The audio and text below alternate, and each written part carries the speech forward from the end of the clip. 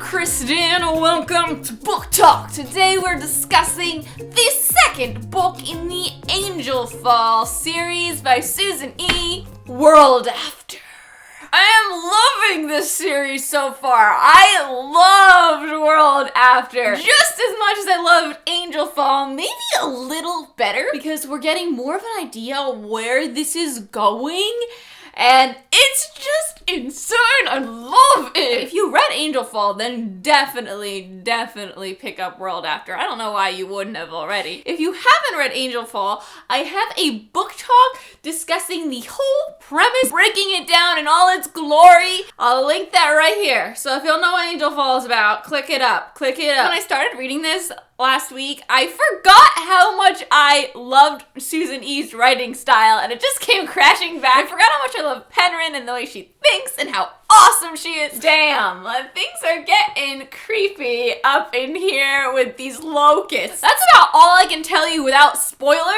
So if you haven't read this book, pick it up, and read it and come back and we'll discuss it together, and it's gonna be so much fun. I'm so excited for the next book. I don't even know what the next one's called. So bye, non-spoilery people. Bye. Okay.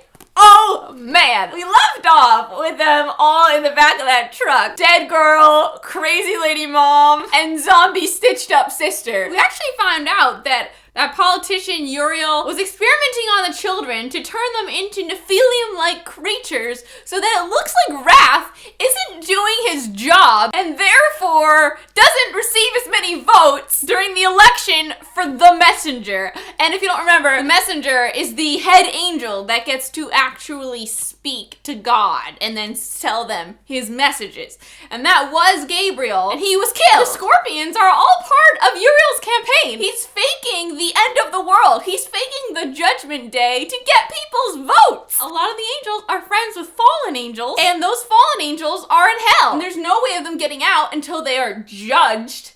And they can't be judged till the end of the world. So the sooner the end of the world comes, the sooner those angels can maybe have a chance of escaping hell. So all the angels on earth are like, yeah, we want the end of the world. Good call, Uriel. Good call going down to hell and getting those locusts up in here. Meanwhile, those locusts are humans. Okay, when she started putting that together, I started to suspect that. And then when she sees them wearing pants and that wedding ring, we're both like, oh my God. And they go to Alcatraz. How crazy is this whole ordeal? Like, Alcatraz is the Scorpion factory. What I'm curious about is if any of them are going to be able to keep hold of their intelligence through this transition process. It's so twisted and interesting. I can't believe that they have humans in on it. They have that doctor working for them because it's better to work for them than to be killed or turned into a scorpion monster. So back to the start of the book. They're all in the truck. I love the opening scene. Penryn's like, I guess it's time to get up now. The paralysis has worn off. How exactly should I go about doing this? She just sits up. Hey, so I'm not dead. So it's okay. I'm not, don't worry. And in this end of the world situation, I mean, the first thing that jumps to your mind is zombie. I guess if I'd really thought things through, I would have been prepared for the screams. Chief among the screamers is my mother. Like, someone easily could have freaked out and shot her. That could have easily happened. Her mom thinks she's like some sort of demon because Raph looked like a demon carrying her out of the wreckage. That scene when they were in the van together, or just like, was it a regular police car? I was freaking out for Penryn. Her mom was being so cruel. I like her mom. That character is so interesting, but that scene really hurt. I just can't imagine growing up with this woman. Always having to be on your guard and always having to walk on eggshells. Literally. Immediately when we start the story, we're like, where's Raph? When is he coming back into the story? And he really doesn't come back in till the end. And in the beginning, I was really anxious to see him. And we do see him a few times. So we don't really interact until the end of the story. I love that part. But it didn't bother me. And I'm so happy that it didn't. Because there's so many stories where the male lead disappears, and you're really annoyed and anxious the whole book, like when's he gonna show up again? It's usually the second book in a series, but there's so much going on here. There's so much interesting, crazy insanity that you barely even notice. You don't even care because you're like, oh, Penryn. When Paige was all tied up, all fours with ropes, Penryn came running, and they knew that she kicks ass, so they're like, we're not underestimating you. And like 4 guys gang up on her, and she's like, okay. I don't give a damn about my bad reputation. Kicks all their asses. It's just so cool seeing her defend herself, seeing this 17-year-old be so empowered and so intelligent. And I love how she explains what she's doing as she's fighting. She really clearly describes exactly how she's about to outmaneuver them when the humans were burying their relatives alive. Oh my god, it was like that episode of Lost. It was horrible. And Penryn and Paige. Oh my god, Paige. Paige, Queen of the Scorpions. What the heck? So Paige apparently is like some beacon or leader. She exerts some sort of mind control over all the scorpions because the human interfered and did something weird when he was experimenting on her. And she has the scorpions attack the angels. Oh my god, that flashback with Paige and Belial really added this new dimension to Paige and this new dimension to Belial. At the end, Belial kind of flies away with this like sly smile, like, yeah, I know you. I know your sister. I got her in my pocket. And then when she shows up and then jumps up and takes a bite out of him, it was just so awesome. And then all the scorpions came down and sucked him dry, and then she rode on top of him like a magic Belial carpet surrounded by the scorpions. Like, could you imagine this scene before your eyes? It's so creepy. This changes the game if we can control the scorpions. Who knows what's gonna happen in the next book? Every time I try to imagine Paige, I get so creeped out. She's like a voodoo doll. Let's talk about Raph's sword. Oh my god. When she started having these dreams about how to use the sword correctly, because it was after she got attacked and Paige had to save her, the sword was embarrassed that Penryn didn't know how to use it right. She started having that dream about Raph and how to use the sword, and it would go in slow motion, and that section would just repeat and repeat. I'm thinking, because I didn't know the sword had a brain like this, I'm thinking it's Raph. Like, he has some connection to his sword, and he can tell what's going on, and he could feed her memories and stuff. And then when she discovers it's the sword, it was a little disappointing, because I was like, oh my god, Raph is watching over you. And then there was the naming of the sword. It was such a beautiful joke. It was so beautifully done. The first time we hear it, it's just a joke that you don't really laugh at. It's like, so what's its name? Names? I don't have a name for this sword. It's Pookie Bear. Time goes on, and she dresses it up in the bear and the skirt so you can't tell it's a sword, which was really clever. We get to the end. I laughed so hard. We had this conversation with Raph about the sword. We don't know that the sword actually takes on the name that you give it. Have you named her yet? She likes powerful names. Maybe you could appease her by giving her a good one. I could rename her anything she likes. She gets named once by each carrier. If you've named her, she's stuck with it for as long as she's with you. Damn it. What is it? Pookie Bear! I've mentioned that names have power, right? Do you realize that when she fights battles, she's going to have to announce herself to the opposing sword?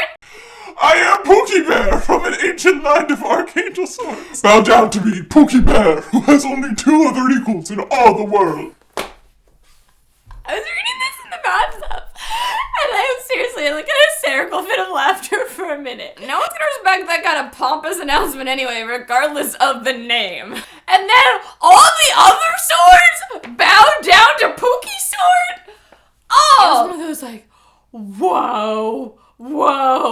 Let's talk about Clara. So that human from Angel Fall. I loved seeing her find her family at the end. That was such a touching scene. It was so sweet. It was so moving to see them go over to her and then to see the dad, be hesitant and then finally go over. We also learned in World After that all these disasters and such weren't directly caused by the angels. They didn't be like, let's make an earthquake. It's caused when a large amount of angels bursts into the human world, and it causes this rip in the universe, and when that rip opens and closes, it causes natural disasters because of the imbalance caused by the opening, you know? Do they come from heaven? Is that where they live? Where exactly is heaven? Is it like a parallel universe that they switch into Earth? Like I said, I love that the sword taught her how to fight. And then there's that moment where she asks the sword to see the kiss from Raph's POV. And Pookie Bear's like, no. Not gonna happen. I really wanted to see it too. This Raph Penryn thing is building slowly but surely.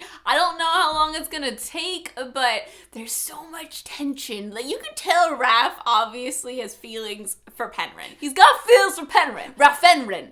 Penrafe. Their initial reunion scene was so exciting. We knew that was Raph, and it was just like, come on, make eye contact. Do it, do it, do it. Look at her! And it was so cool how by this hap chance of events, she ends up being one of those girls that she saw on Angel Fall, those twins that follow Uriel around at the Angel Party. And it was just really nicely placed. It wasn't something that we didn't know about. We saw it already happen in Angel Fall. So we knew that's a thing that happens. And then in World After, there she is, like with a twin next to Uriel at one of the parties. So Raph and Penryn, when they escape the Angel Party together, they're flying over the water and they're attacked by this angel, and Penryn kicks ass even when she's holding on to Raph for dear life. She drops down into the water. Now, in a lot of books, this has happened. The lead gets dropped into the water and they don't know which way is up. And usually they just get lucky, but Penryn is like, okay, bubbles.